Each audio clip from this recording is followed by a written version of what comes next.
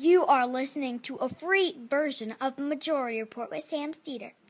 To support the show and get another 15 minutes of daily program, go to majority.fm, please. The Majority Report with Sam Steeder.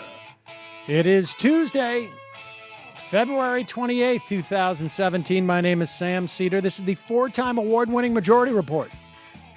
We are broadcasting live steps from the industrially ravaged Gowanus Canal in the heartland of America, downtown Brooklyn, USA.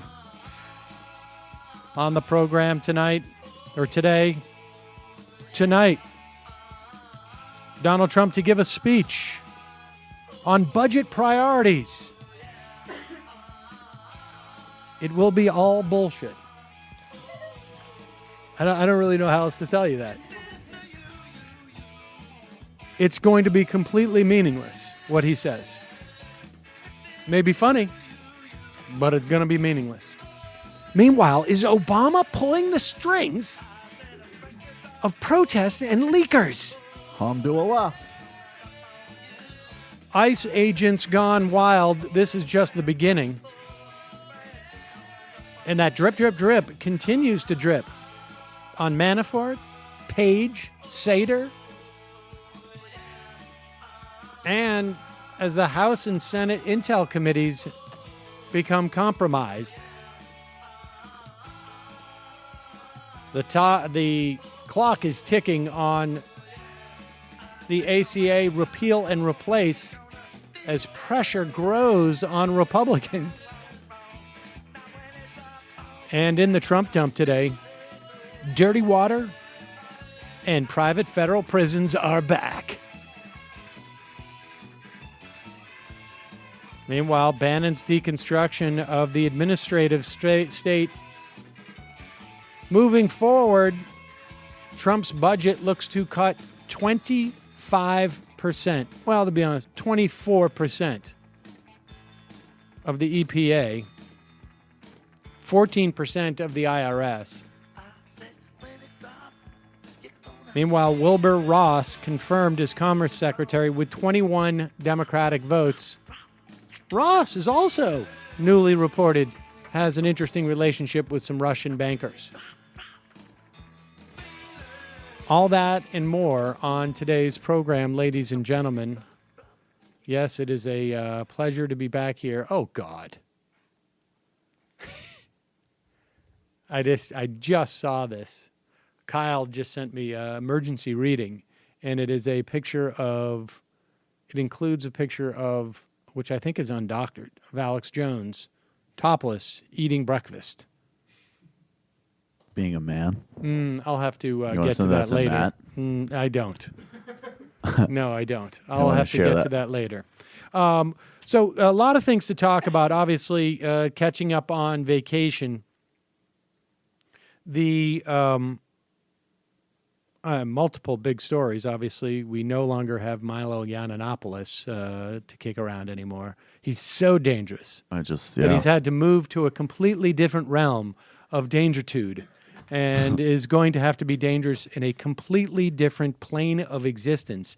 I'm not going to spend any more time on him. We'll wait for his second act where he comes back with a slightly different hair color. My guess is what he's going to do is dye it blue and then come back as something, you know, who knows? Maybe there's a self-help guru thing there. I don't know. But a bigger story, at least in these parts, and I want to get to what's happening with ICE agents around the country because it's repulsive, and it's going to get worse.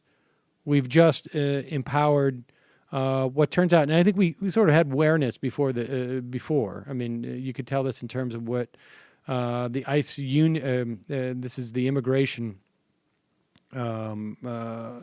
essentially police force.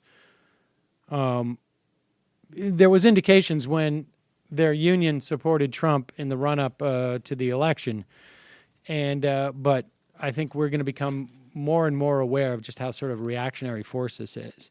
But before we get there, let's talk about the DNC election briefly. I mean, we didn't cover this with the level of specificity I think that a lot of people did in the run-up, because, I mean, you're talking about 445 voters, 447 voters, I guess, of Democratic Party operatives, more or less. Some who are now lobbyists and former electeds. And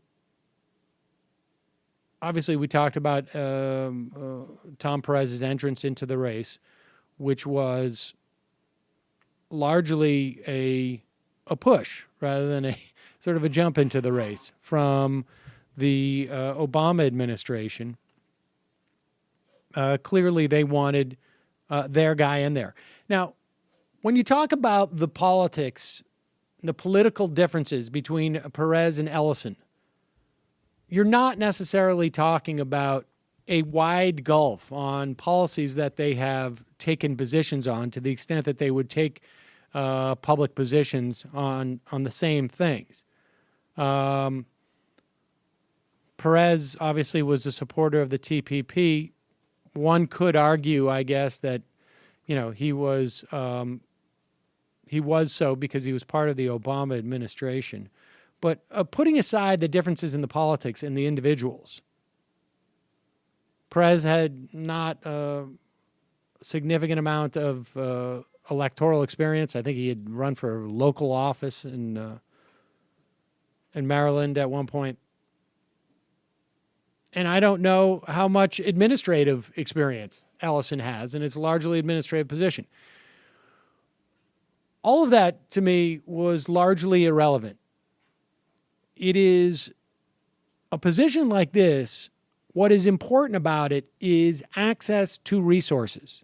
It is far less about that individual who sits atop there than the people they would hire and the wells in which they draw upon in terms of personnel. And Ellison's people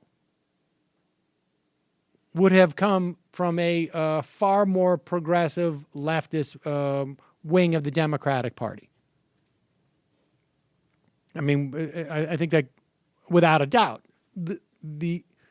we know this just because the reporting is pretty clear, and there was certainly some boasting afterwards that Perez was chosen to run for the DNC chair because he was so closely aligned with the Obama people.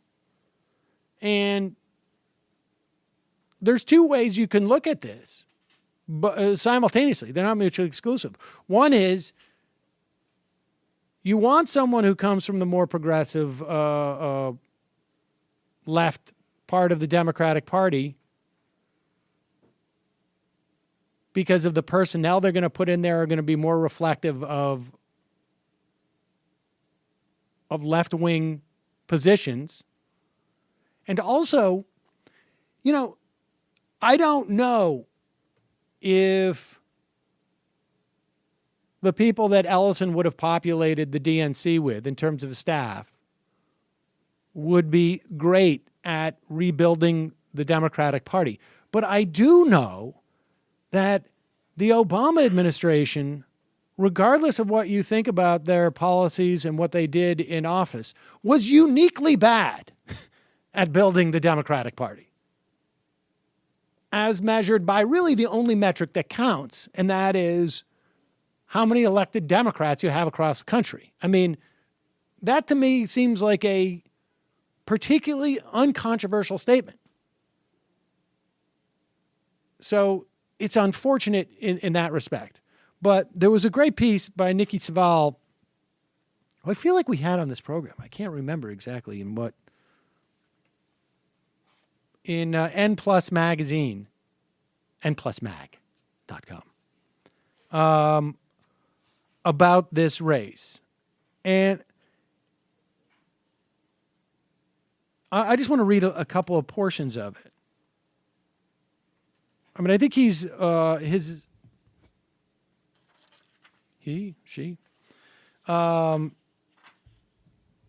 assessment of the Democrats, I mean, it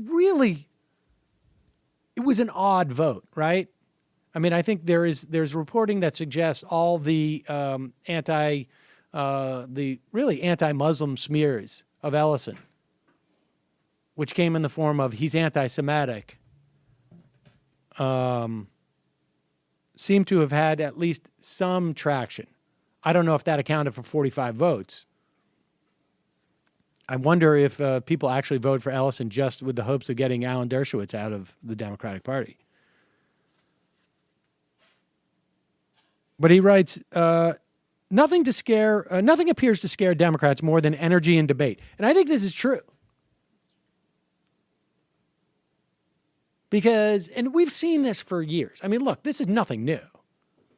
During the Bush years, the same thing. You know, if there was anybody, any writer with any measure of passion, they were necessarily disregarded. If there was any, I mean, look, Howard Dean, not particularly liberal, but basically was killed off in the Democratic Party because he screamed on stage. Right? I mean, honestly, that's what sunk his candidacy. And that passion runs contrary to the sort of measured wonkiness and managerial qualities that establishment Democrats cling to. The fact that most social movements were behind Ellison was a source of genuine terror for parties still somehow convinced that if it were not for the FBI and the Russians, they would be in serene command of the nation's major institutions. Now, I think to a certain extent, it's quite possible if it were not for the FBI, that Clinton would have eked it out. I think there still would have been a problem within the Democratic Party. For the movements themselves, however, there is a strategic question. We find ourselves in that cyclical, even farcical left-wing position of confronting the Democratic Party as such. More prosaically, was it wise to invest so much psychic energy in the contest for DNC chair? I'm skipping around here a little bit. And then he points to an interview that Marshall Gans gave at the Talking Points memo. And Gans, who is a Harvard professor and has written and been a part of many social movements, said that the DNC is not and should not be the main avenue for the left. For one thing, the rise of conservative movement didn't happen through the RNC. And this, to me, seems self-evident, which is not to say that you should create another party. It is to say that you build power and then use it to take over the Democratic Party, because the vehicle exists there. And if you're only 45 votes away from putting Keith Ellison now, where will you be down the road? Conservatives successfully, this is according to Gans, successfully created a more or less coherent network of organizations linked to local, state, and national politics, which is a traditional form of effective political organization in the U.S. You look in vain for something like that on the progressive side. There's such a proliferation of groups, all kinds of groups, some of which take up space without filling it. Now, there's a couple of things that you got to consider when you consider this quote. One is there was a lot of resources for the conservatives to create a coherent network, like the Koch network. I mean, they're dumping hundreds of millions of dollars into these things. You had the AFP, on the rise of the Tea Party, you had the AFP, a wholly owned subsidiary of the Koch brothers, in every single state, basically running a parallel organization to the DNC. Reince Priebus was an AFP operative. Scott Walker got a lot of his support from the AFP. There's money out there. You're actually building a professional organization. The Koch brothers reportedly have a better voter file than the RNC. You're not going to get that kind of money on the left, but you can make up for it with an enthusiasm. And, you know, when you see things like Indivisible and Our Revolution and just organic organizing that has yet to sort of get to that point where things are starting to get networked, it's encouraging. Now, a lot of those things aren't necessarily left politics yet. You know, a lot of them are anti-Trump.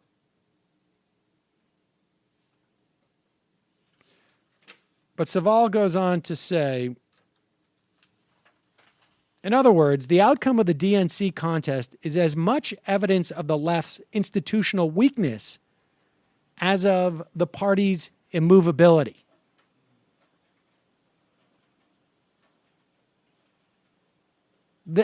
I don't think that can be emphasized enough. So, you know, sadly, where we're at least in terms of taking over the Democratic Party. Now, with that, let me just qualify, we are more or less where we would have been if Hillary Clinton had won the election, appointed whoever it was, I don't know, Jennifer Palmieri. I have no idea who it would have been, but God forbid. And it's just a question of building that power. Let me just qualify that statement with saying the fact that they had to put Perez out there to stop Ellison is an indication of some power, right? It wasn't Terry McAuliffe, part two, coming in there. And there's a gulf between Tom Perez and Terry McAuliffe. So, I mean, there's some movement, but Saval goes on to write, the sheer numbers in the streets and even the millions of primary votes for Sanders are not signs of achievement, but of incipience. So we're just at the beginning, folks. There are still millions more disengaged, electorally non-participating, unattached to party, most of them among the most vulnerable populations in society. This is the working class the media and political organizations should be concerned about, a group that may be more susceptible to movement building around issues like police and schools and workplaces than, for the moment anyway, questions of party. They remain a vital constituency for a left clearly finding its feet. I mean, this is going to be the challenge on the left because, you know, we just had this election that took place in Delaware, a state Senate special election. It was just 3 days ago, Saturday.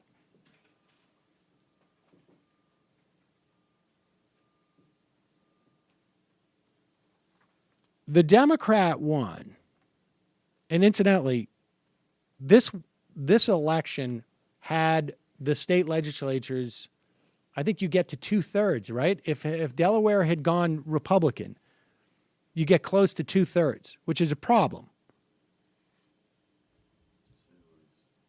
Not just in sheer numbers, but also like literally constitutional convention type of problem. In an off-year special election, this candidate, I guess her name was Hansen, won over 1,000 more votes than the Democratic candidate garnered in the 2014 general election.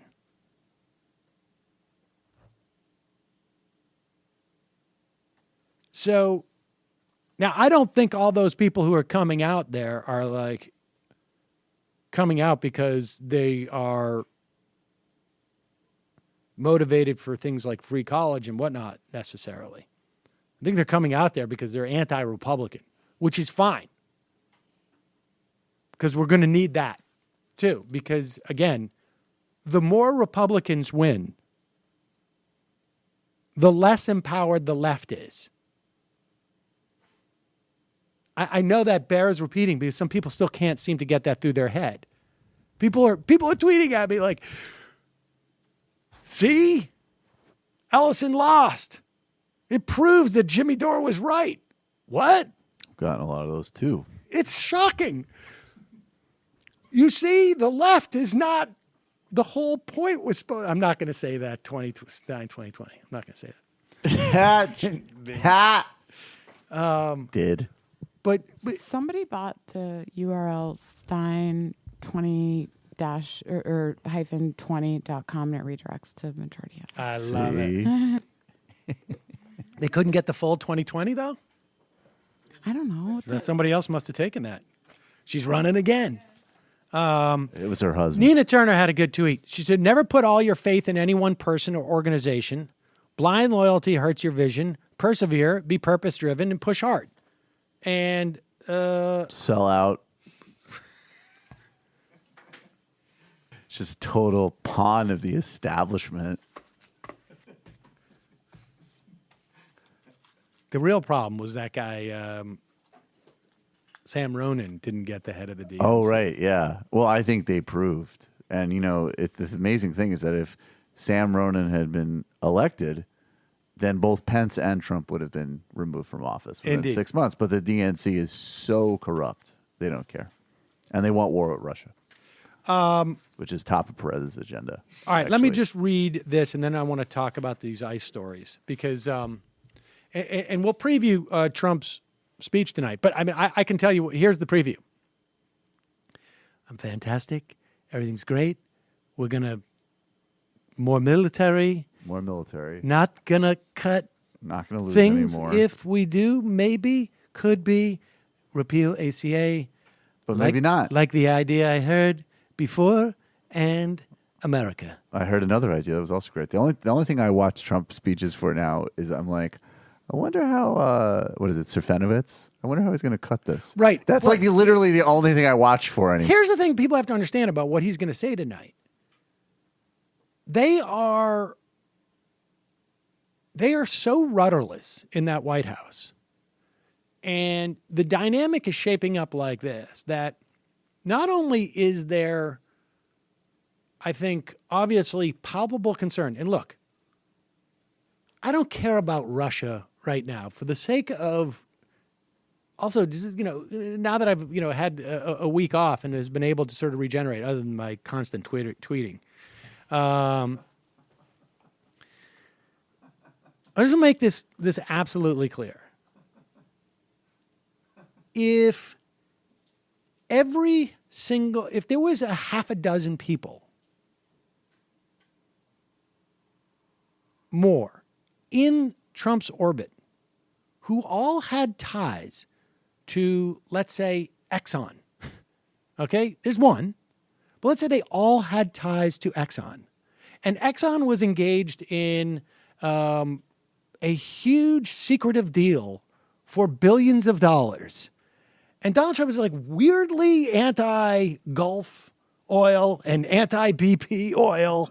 And just like, but Exxon, I love their logo. BP, I love their, I'm BP's stable. horrible. BP is the worst. Rex Tillerson and I are stable mates in a certain sense. all these things around there, I'd be like, there's something going on here. There's a problem. And there's some type, and there's all sorts of weird people that maybe who invested in bizarre real estate deals that were involved with Exxon. Exactly. I mean, we would have the same issue. And yes, Exxon probably spent, ads saying that Hillary Clinton is bad okay, fine. Like, it's not promoting. I mean, do I think that there are people who are inflating Putin as some type of like demonic? And Putin himself may be a horrible human being. I don't know. Yeah, I think that's very well established that he is a bad guy. But bad hombre. Promoting Russia as some type of like vast threat to us. Do I think people are doing that? Yes. That's called politics. In other words, like we have got to drum up how bad Putin is so that it will force the hand of Republicans to investigate what is clearly something. And I think it's at the end of the day, it's not going to be that Donald Trump was sent over here, like the Americans. He's not going to show up in, this new season, which is starting. Definitely not. Hey, guys, don't worry. I'm a secret agent, and you two are great, and I've got a great apartment for you if you ever want to move out of it. And there's an FBI agent living across the street from you. The best ending of that show imaginable. That'd be amazing. Like, the son turns into he just takes Donald Trump's identity or something. It's going to be great. We're going to do oil deals. By the way, this whole communism thing, done. I think at the end of this, it's just going to be turned out that, like this Carter Page, like where the F did this dude come from? No, I mean, he was at Merrill in Moscow. I know somebody who has a friend who was involved in Gazprom. Yeah. And Carter Page was in that universe. Yeah. Of now how he ended up as one of 5 foreign policy advisors on the Trump campaign. All of these questions, there's going to be an answer at the end of it, I think, that is going to deal with money. And they've been doing. They just use this as an instrument of their foreign policy. And if you read Steve Cole's book on Exxon, actually, ironically, Putin tried to get Bush's, I think his name was Don Evans, Treasury Secretary. He's like, you want to come over here? And it might have been Gazprom. Commerce Secretary. Commerce. He invited him. It's like, you want to come run one of our major oil companies? And Evans declined, and Putin joked. He was like, you wouldn't even need a CIA if you took that job. Right. Right. So I think there's strong and weak arguments on both sides. Like there's the people who inflate Russia, and then there's people who I think are just expressing valid concerns, and then like Marcy Wheeler. And then there's people, I think, on the flip side who deny that there's anything there, which is stupid. And then people like Bashkar who would say, there's a whole universe of hacks that only want to talk about Russia because they don't want to talk about their failures. Right, of course. Well, but when you cross that line about Russia's implications on the election, right. I mean, I understand why that's in there because that is just jingoistic politic talk. But there's also I think a significant problem that you may have a president or an administration that is operating and driving fairly significant foreign policy decisions. And I don't know that necessarily it's a bad thing to get more allied with Russia. I don't know. I think it is if it's in the Dan Dicker sense. The point is, it's a separate conversation. Donald Trump does not have a thought out foreign policy agenda, nor does anyone in the administration, I would argue, that involves a geopolitical plan. Maybe Bannon does, and that is apocalyptic, I think, on some level. It's clearly being driven by self-enrichment on some level. And I think that's a perfectly valid thing to pursue just in a vacuum. But in terms of politics, yeah, of course. And fine. Like, the organizing that the left has to do can happen in parallel to this. And there's so much energy spent on complaining about hacks, talking about this stuff as if it's going to lead, there was a story that a guy wrote in the Atlantic magazine when Air America first launched in 2005. And they were like, the left better watch out because you don't want Air America turning into Rush Limbaugh, because you can see how it's driven that party into the ground. Now, aside from the guy's misunderstanding of what was happening on the right. Like, to take that time in 2005 to say the left has to worry about the ascendancy of Air America Radio is absurd. And so isn't the idea that we got to be careful or we're going to get into a shooting war with Russia. I don't think that's a danger. I don't think there's a I don't think that's the I don't think I would put that on the highest or even the secondary if there was a tertiary level of fears that I have about what's going to happen in this country. It would not be that there's going to be a sudden wave of anti-Russia, of huge anti-Russian sentiment that is going to be markedly different from where it's ever been. But that was where but that goes back to this notion that Hillary was going to attack Russia on day one. I mean, there is a certain part of like dumb left that has gotten really invested in that idea. Well, I guess that's where it comes from. No, that's what it is. All right, so I've gotten off track here, but this deserves. Do we have the statement from Betsy DeVos?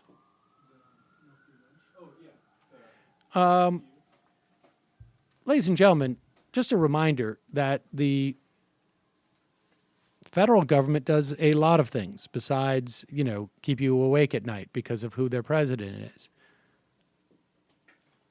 Statement from Secretary of Education Betsy DeVos following a listening session with historically black college and university leaders. Secretary of Education Betsy DeVos released the following statement after a meeting with presidents and chancellors of historically black colleges and universities at White House. I will skip the key priority for this administration and develop opportunities for communities that are often most undeserved. I will go directly to historically black colleges and university, HBCUs, have done this since their founding. That is, develop opportunities for communities that are often the most underserved. They started from the fact, she's speaking now about historically black colleges and universities. Yes. They started from the fact that there were too many students in America who did not have equal access to education. They saw that the system wasn't working. That was an absence of opportunity. The teachers' so they took it union. upon themselves to provide the solution. HBCUs are real pioneers when it comes to school choice. They are living proof that when more options are provided to students, they are afforded greater access and greater quality. Their success has shown that more options help students flourish. Now, for those of you who are not aware, and I'm speaking specifically to those of you who are probably in middle school or elementary school, and if you are listening to today's show, I'm sorry I started off with a curse word. Historically black colleges, the reason why they're called historically black colleges is because they were started some time ago, like around Reconstruction. And apparently Wikipedia is blocked at the Secretary of Education. But let me just read a paragraph from it. In 1862, the federal government's Morrill Act, not moral, but Morrill Act, provided for land-grant colleges in each state. Some educational institutions in the North or West were open to blacks before the Civil War. And because you're in elementary school, well, you should know, it's 1865. But 17 states, mostly in the South, had segregated systems and generally excluded black students from their land-grant colleges. In response, Congress passed the second Morrill Act of 1890, also known as the Agricultural College Act of 1890, requiring states to establish a separate land grant for a college for blacks if blacks were being excluded from the existing land grant college. Many of the HBCUs were founded by states to satisfy the second Morrill Act. In other words, the federal government provided money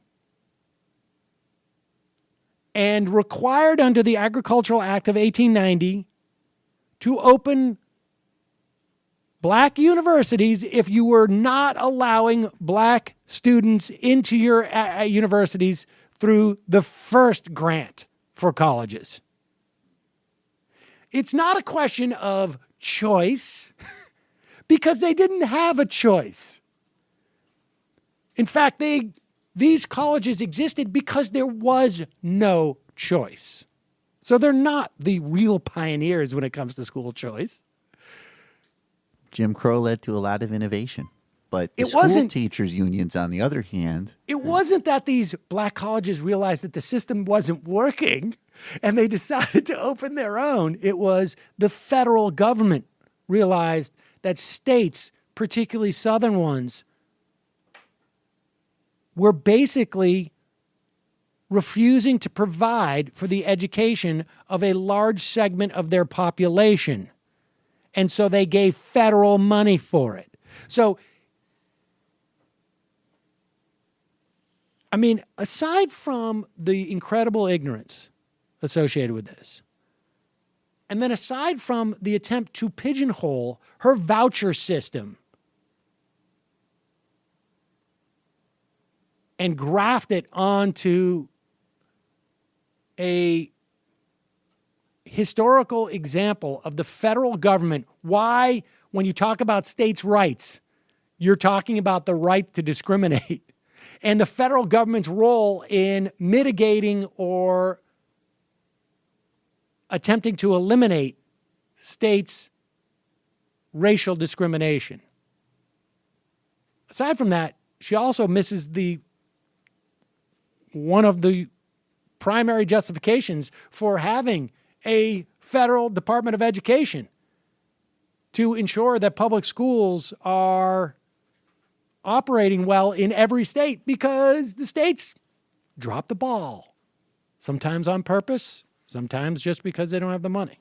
that was like one of the calls we used to get in a press release.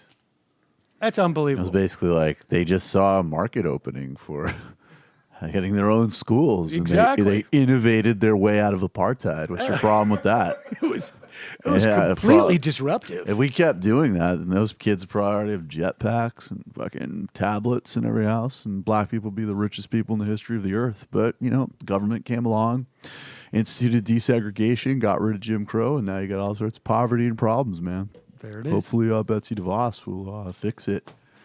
Imagine if you reinstated Jim Crow, the amount of She wealth. can't hire somebody, like, she can't even find, like, the problem No. is the only historian Every she answer is no. The only historians she knows about her are just like, oh, my specialty was actually late antiquity. I just know the parts about from when specialty late antiquity. Igon was born of a to the point where John dipped that dude in the water, and Yeah. those are my. I have a degree from Glenn Beck University, and I am Betsy DeVos's special advisor on Everyone on her empowerment staff just came opportunities. from the Creationist Museum for their. Did you see the clip PhD. that we played yesterday of her, where she was at CPAC? And in most things we've seen of her, she's being, you know, completely hapless, ill-informed, and kind of like vaguely nice in an oddly disturbing way. And she goes to CPAC and she goes, "I'm a mom. I'm a, you know, basically I'm a mom, life partner," which was an interesting choice of words. And the person who told Bernie Sanders to his face that there's no such thing as a free lunch. And Billionaire since birth, right? right, literally like one of the biggest trust fund babies in the history of humankind, saying like Babies, adults. not kids, right? In other words, like she didn't just Yes. from day one. from day right. one, Billionaire since birth. she has a free life. Wait, I don't know. You didn't mention this either, Michael, yesterday. But the reason why I now want to also punch her, along with Nazis, is that there is such a thing as free lunch. Millions of kids depend on it not to starve to death in this country, and she's in charge of the Department of Education that provides those free But lunches. they would feel It a is lot literally better. the only meal that millions of kids in the country eat every day. I think they would feel a lot better if they had their own lunch packed for them by their parents. So the school lunch programs, however, I think are through the USDA. Yeah. But well, let's fucking hope so, because let's hope so that Mike, what is that guy, Sonny Perdue, can be like, I think we should still feed the kids something. There's some off-brand industrial race from Cargill that we could reformulate. We got some new pâtés made out of corn syrup. Yeah, exactly. Well, but the point being, and also in the poorest areas of the country, and I read a few articles on this. Just some of my friends are teachers, just like everyone else, and they've taught in places where the school district was extremely reluctant to cancel school because the kids wouldn't be able to eat. They had breakfast programs and lunch programs, and that was all those kids were going to be able to get. And, some kids would get free lunch, some would get discounted lunch depending on income. And that has been I think since FDR. And I hate her so much. I am so angry, and I want to cry about immigration too. But also, can I? Well, I'll give you a chance. I'm gonna cry. I know it's the one thing where I can't Betsy DeVos. stop. No, the immigration. Well, I'm really angry about a lot of stuff, but immigration just makes me cry. Okay, but can I just say somebody needed 10 days of vacation? I think. Yeah, man. But emotions make Sam very this is uncomfortable. Really uncomfortable. Sam's like, I don't know. I see it. The only tears I like is when I make them for someone because I say something clever. But besides that, yeah, I'm well aware that tears make Sam. He's my boss. Oh, that's amazing. Oh my God, you need to keep crying. Okay. No, okay, but there was just a small thing I wanted to say is that the reason that they're called historically black colleges is that they are no longer exclusively African American. Right. That's Baba Booey, Baba Booey. Okay. All right, let's talk about ICE agents and see if we can. All right, and then we got a lot of sound to play in the fun app. All right, I just wanted to there's been a couple of stories. I think people have seen them about ICE agents, but basically, they're loving it right now because under the Obama administration, they were basically shackled. In fact, I think there have been some spokespeople who have said they've unshackled ICE agents. You remember when they unshackled people in those people who are holding prisoners in Iraq, right? They unshackled them. We saw what happened there. In Virginia, Immigration and Customs Enforcement agents waited outside a church shelter where undocumented immigrants had gone to stay warm. In Texas and in Colorado, agents went into courthouses looking for foreigners who had arrived for hearings on other matters. At Kennedy International Airport, passengers arriving after a 5-hour flight from San Francisco, still in the United States, were asked to show their documents before they were allowed to get off the plane. I've done some reading on this, and from what I've read, that's not kosher. ICE agents do have the ability, and customs officials do have the ability to ask for documentation of people coming from a flight outside of the country. But on a domestic flight, you don't have the ability to do that. They need a warrant. So if anybody asks you for your papers as you're disembarking a plane, tell them to suck it. Or you can just say politely, no. And suck it. Gone are, this is from the New York Times, the Obama-era rules that required ICE agents to focus only on serious criminals.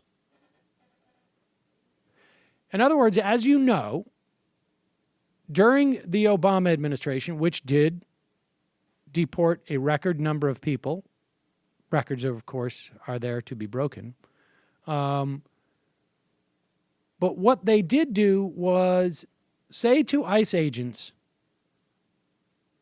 only serious felons, not misdemeanors, not past felony convictions that may not be violent. And I'll get to an example of that in a moment. Before, we used to be told you can't arrest those people, and we'd be disciplined for being insubordinate if we did, said a 10-year veteran of the agency who took part in the operation. Now those people are priorities again, and there's a lot of them here. These guys are sociopaths. So, in other words, ICE agents are excited because they get softer targets. Right? You don't have Think to of go how much after, easier it is to do this. Of course. You don't have to go after the violent criminals. You can go after the guy who had a parking ticket. You can go after the guy who had a DUI. You can go after the 10 years woman, ago. apparently, who was walking out of court. They're filing a restraining order against an abusive boyfriend. Yep. And this is... And they lied about this. And they lied. And they That's said right. that they had got her outside the courthouse when she got onto public ground. But in fact, there's video of 2 ICE agents in a waiting room waiting for her to get out of court. They physically grabbed her as she walked out of the court. They walked her out of the courthouse. Was this in Utah, I think it was? Yeah. And walked her across the plaza and then put her in a car. And and of course, who tipped them off? It was the domestic abuser. The guy who abused her. And I think, and I listened to a lawyer, I will give to Raygun on his podcast, and he said, this is a really hard thing because you tell people that you're dealing with, like, if you think you're in physical danger, even if there's a problem with some of your paperwork, I can't tell you to not. The number one priority is if you're dealing with it, you got to go protect yourself. So what does this add to that? It's disgusting. Not to mention, if you're aware that a crime has been committed, do you want to go report it? Are you aware That's out the window. That's out the window. I mean, if you talk, of course you're going to look the other way on every. Why would you even think about reporting something now? You're a nanny, and you are aware that one of the children's being abused by a parent or something. Are you going to go to the officials now and tell? Of course not. No, I wonder what the priority of this administration is: the nanny or the abusive parents. There might be some empathy for the abusive parent contingent in this administration. Morale amongst our agents and officers has increased exponentially since the signing of the orders.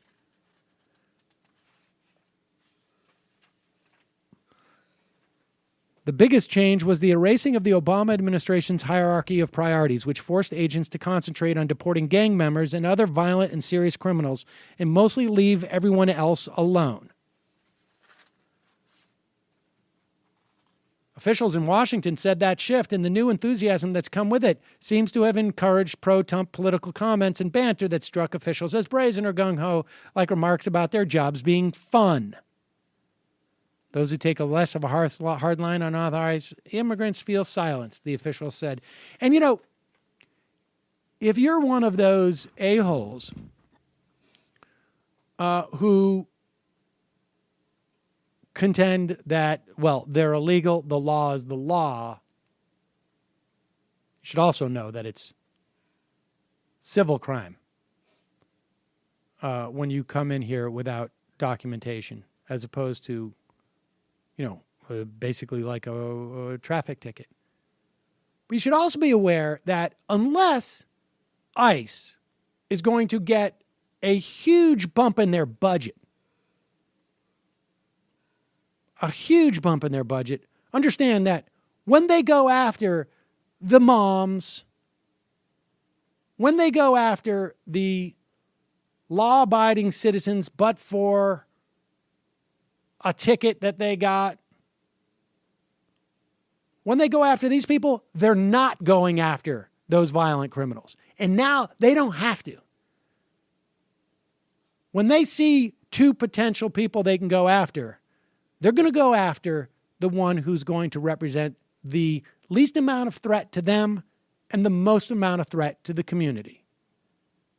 And also, and I'm not, of course, this isn't all ICE agents, but there are stories relating to this as well. I mean, who are the types of people that could pay a bribe to an ICE agent, as an example, to have them look the other way to begin with. Bystanders are now being taken in if they're suspected to be undocumented, even if they've committed no crime known within the agency as collateral arrests. While these arrests occurred under the Obama administration, they were officially discouraged, to the frustration of many agents. Which part of illegal don't people understand? An agent in Arizona asked. Oh, my God. On Thursday, L.A. basically asked ICE agents to stop referring to themselves as police because when they knock on the door and they say it's the police, now anybody who's undocumented is not going to open the door. This is the problem. And here's a heartwarming tale of one of those people who've committed a felony getting arrested in West Frankfort, Illinois. This is also from the Times. A guy named Juan Carlos Hernandez Pacheco. He's been the manager of La Fiesta. It's a Mexican restaurant. This is a city of 8,000 people. He's been the manager there for 10 years. People around the town tell stories about Mr. Hernandez. Like when the fire department was battling a two-alarm blaze, he showed up with meals for the firefighters. How he hosted a law enforcement appreciation day at the restaurant last summer. How he took part in about every community committee or charity effort, the Rotary Club, cancer fundraisers, cleanup days, scholarships for the high school sports team. He's 38 years old. In 2007, he had a DUI conviction. 2 DUI convictions in 2007. 38 years old, on February 9th, he was arrested by federal immigration agents near his home, taken to a detention facility in Missouri. He's still in custody, but don't say where or what for. He has 3 kids. The oldest is 6. A wife who is an American citizen as of late last year. Friends of his say he crossed into the United States from Mexico in the late 90s and started but never completed his effort to legalize his status. Tom Jordan, the mayor of West Frankfort, wrote that Mr. Hernandez was a great asset to the city who doesn't ask for anything in return. The fire chief described him as a man of great character.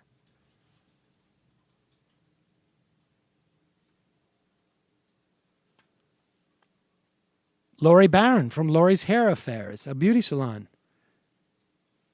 I think people need to do things the right way, follow the rules, and obey the laws, and I firmly believe in that. But in the case of Carlos, I think he may have done more for the people here than this place has ever given him. I think it's absolutely terrible he could be taken away. Richard Goldlich, athletic director at the Frankfort Community High School, wrote, "As a grandson of immigrants, I'm all for immigration reform. But this time you've arrested a good man that should be as a role model for other immigrants. This county backed Donald Trump with 70% of the vote. I knew he was Mexican, but he's just been here for so long, he's just one of us," said Deborah Johnson, a resident.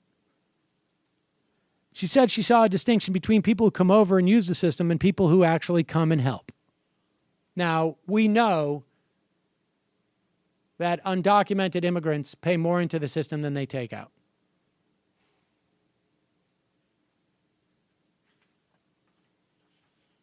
I mean, maybe if enough people get deported that Donald Trump supporters know, maybe there'll be a change. But this is going to increase. And people at one point are going to have to, I don't know, there's going to have to end up being, and there's already obviously a lot of organizations that are starting to work with this, but it's going to become incumbent upon more and more people who are not involved in this issue to help people like this. There are people who are people are trying to now sneak into Canada from here. It's insane.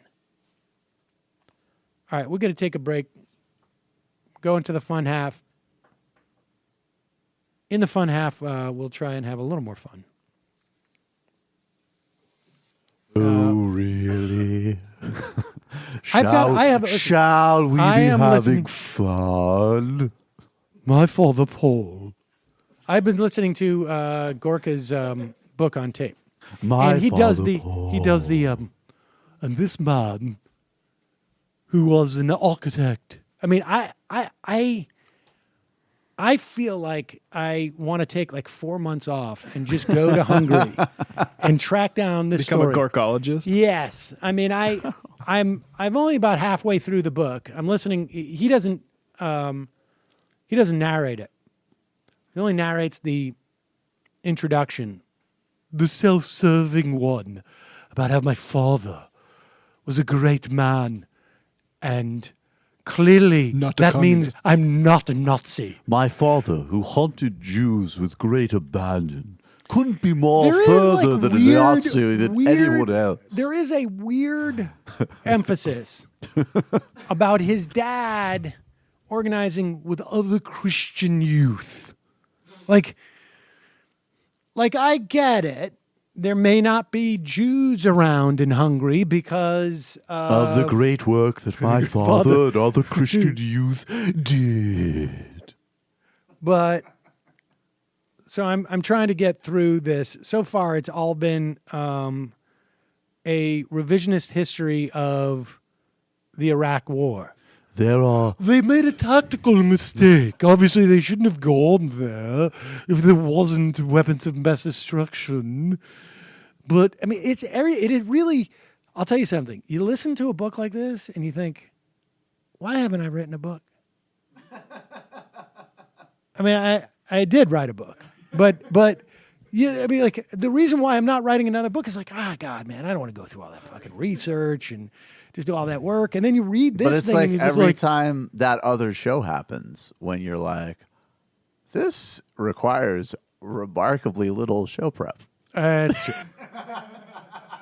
This is great. It's true. I mean, it's honestly like I feel like he just said, "Honey, I'm going to take the afternoon off to write this book. First thing, I need my dragon speak." I will not be audio program, and now I'm just going to spew what I've read in the Wall Street Journal. Oh, that might be a stretch. How about a column from maybe USA Today? Exactly. Half of a Weekly Standard article, and It's just totally personal Reader's Digest. common sense. I'm about going to write a Jews book. And Arabs. My 3 greatest assets for writing a book: dragon speak, USA Today, and my ability to grow a goatee. And my beautiful pronunciation. I vow that I will not take to my PlayStation to murder one more hooker until I have finished my manifesto on defeating terror. It should take 3.5 unbroken hours, and I will be a top Republican foreign policy thinker. SJW. I'm practicing my W's. SJW, beta cock, beta cock. The alphas are back in town. Free exchange of ideas, muscularity.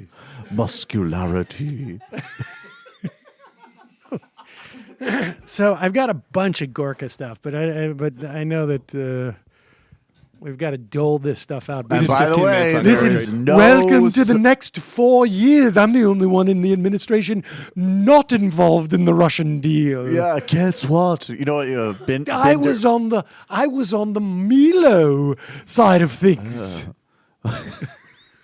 And so I was able to give such good. I can't. None of us at Breitbart got a piece of the Russian deal. Ooh. Wait, did you hear yesterday? Binder called in. And, Matt Binder? Matt Binder. Oh, did he call in and say, "I told you guys"? You know, right. He's like, "I told you should have." Could have been his dad. No, Matt Binder called in to say, he goes, "I remember your debate with Gorka," and he does sound remarkably similar to Sargon of Akkad. Oh, right. And Maybe that. it could be the same guy, totally. And then he said, and then he goes, Sargon of Akkad is only one of my sock puppets. And then he was like, he goes, it's such a niche impression. Like, what are you going to do with it? And Matt and I are like, hey, neat. Like, this guy's going to become Secretary of State. What are you talking about? Gorka is sitting around there because he's worked it out. Like, I am the 78th person on the ladder of ascendancy. No question. But 75% of those people are already going to be out because of the Russian thing. Yeah, this administration, probably the most people that are aware of their exact, like, where they fall in that. Beta cock, beta cock, beta cock. Whoa, beta cock, beta cock. And just, I'm sorry, I can't resist this. No difference whatsoever in terms of substance or sophistication or grounding of analysis between Gorka and Sam Harris. Sorry. Writings on Islam are actually literally the same. Dude, he doesn't have my accent or my goatee, though. But at the same time, I don't speak people into a hypnotic trance. That's the only reason why I talk this way, is to make sure that the left doesn't fill the vacuum.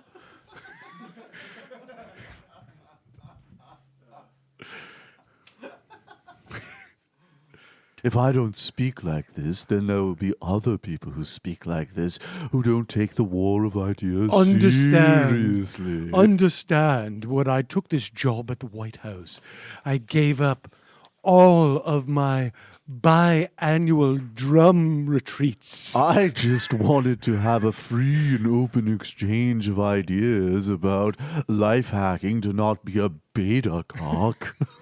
But they demanded I work on terrorism. Mm-hmm. He literally said in one of his profiles that the alpha males are back. Yes. Like, he literally said that. I mean, honestly, like, these guys, they just don't give you any subtext. All right, we're going to take a quick break. When we come back, we'll also, there's not a lot to preview for tonight. I mean, but we will do that. It's going to be great. There's going to be buildings. There's going to be a big-time military. We weren't on top of it this time around, but in the future, we'll do these things live, and we'll misread Science 3000. I just can't quite get that far away from vacation so quickly. I can't bathe in it. I might dismember the uncultured Barbie. Kelly's going to a dark place, ladies and gentlemen. All right, take a quick break. Head into the fun half, 646-257-3920. Reminder, this show relies on its members. Your support keeps this show alive. You can become a member at jointhemajorityreport.com. Also, as a way of saying thank you, we give you another hour, 2 hours of the show sometimes. 5 hours. I don't know. And also, you get a commercial free on those days where we do have commercials. So you'd never know it if you remember. All right, quick break. We'll be right back after this.